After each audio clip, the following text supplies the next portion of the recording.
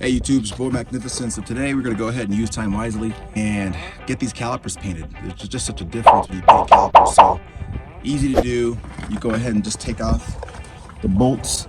I already did that. They're 18 millimeters. And you see that hole right there? Take off one there and then one underneath. Same there. Set them to the side and you literally just pull out. I'll set this to the side and I'll show you. All right, so a couple of things I suggest you use. A bucket, of course 18 millimeter. Supposed to use a breaker bar as well as a 1/2-inch ratchet. I'm gonna suggest get these. There's an assortment of them in Menards. These will help you clean the calipers because you want to clean these off. If you clean them off, even though there's something on there, you'll get the rust off as well as the previous paint so that it'll last a lot longer. If you're able to use high heat primer, put that on first and then put your paint color over it and it'll last a lot longer as well. If you're gonna use these, like I said, of course you'll have a drill to get the small spots, but I suggest a grinder with the disc to get the big spots. So for now, and my safety glasses. All right, I almost forgot my glasses, trust me. I thought about going without it. I know you have as well, but it's not worth it. I've done it multiple times, but that one time I got something in my eye, oh, it was killer. It was, you know, fiberglass, or it was a piece of the metal from these discs. Trust me, it is worth the extra, even if it took 15 minutes to get safety glasses. So just take care of yourself. You notice I'm covering the brakes and the rotors, I mean, and all the steering components just to prevent the dust that's going to be etching from here from getting on there. And now let's roll. Of course.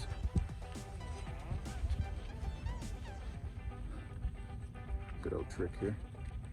Tie them together.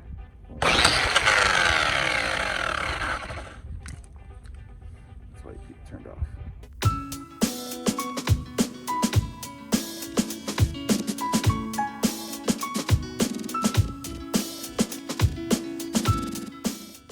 I took off everything from the brake pads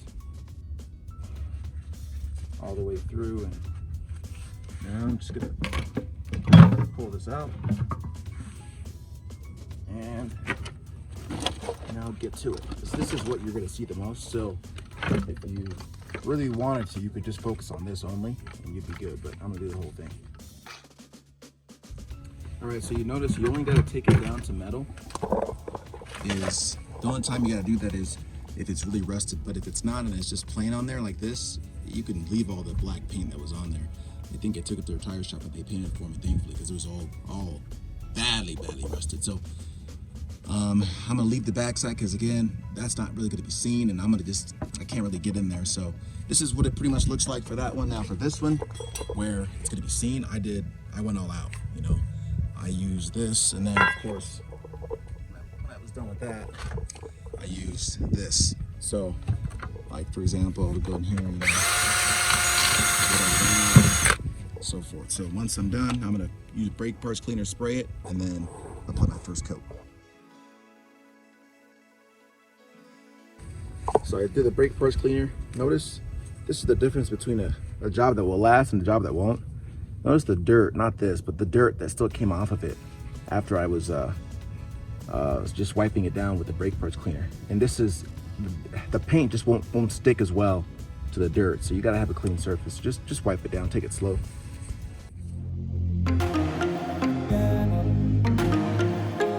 Just fingers of a glove to cover these little holes here.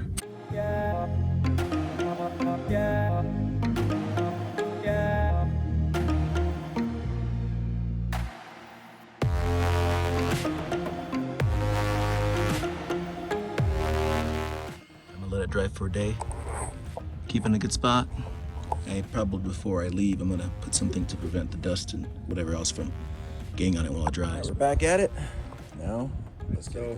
Gotta put these back in there here first. Now, it'll be a good time to clean this up.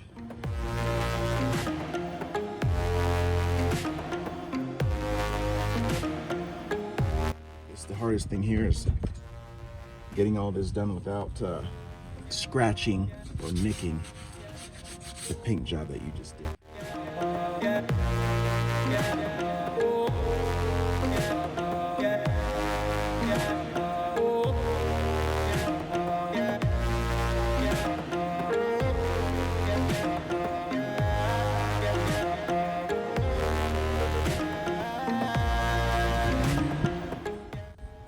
grease comes in real handy. Here's something that I think is worth videoing. So to get these shoes in between this rotor, I have to push these pistons back all the way. I don't have a vise or anything, so just wedge these two pieces of wooden, and I'm just using this crowbar.